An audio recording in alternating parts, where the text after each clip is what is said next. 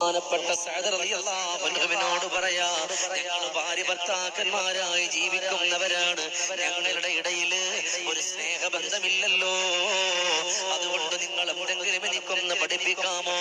ഉടൻ തന്നെ മഹാനുഭാവൻ മദീനത്തെ പള്ളിയിൽ ഇരുന്നു കൊണ്ട് പറഞ്ഞു കൊടുക്കാണ്, അല്ലാഹുവിന്റെ ഇസ്മുകളിൽ ഏറ്റവും നല്ല ഒരു ഇസ്മുണ്ട്, യാ വദൂദ്. പരിശുദ്ധമായ യാ വദൂദ് എന്നുള്ള ദിക്ർ നിങ്ങൾ പതിവാക്കുക. അത് കഴിഞ്ഞാൽ ഇന്നാ അഅതൈനാകൽ കൗസർ ഫസ്വല്ലി ലിറബ്ബിക വൻഹർ ഇന്ന ശാനിഅക ഹുവൽ അബ്തർ. ഇത് നിങ്ങളുടെ ജീവിതത്തിലൂടെ ഓതിക്കൊണ്ട് വന്നാൽ നിങ്ങളുടെ ഇടയിൽ സ്നേഹമുണ്ടാകും, നിങ്ങളുടെ ഇടയിൽ സ്നേഹം വർദ്ധിക്കും, നിങ്ങളുടെ വെറുപ്പുകളെല്ലാം മാറിപ്പോയി സ്നേഹം നിങ്ങളുടെ ഹൃദയത്തിന്റെ ഉള്ളിലേക്ക് വരുമെന്ന് പറയുമ്പോ അത് ജീവിതത്തിലൂടെ കൊണ്ടുവരാൻ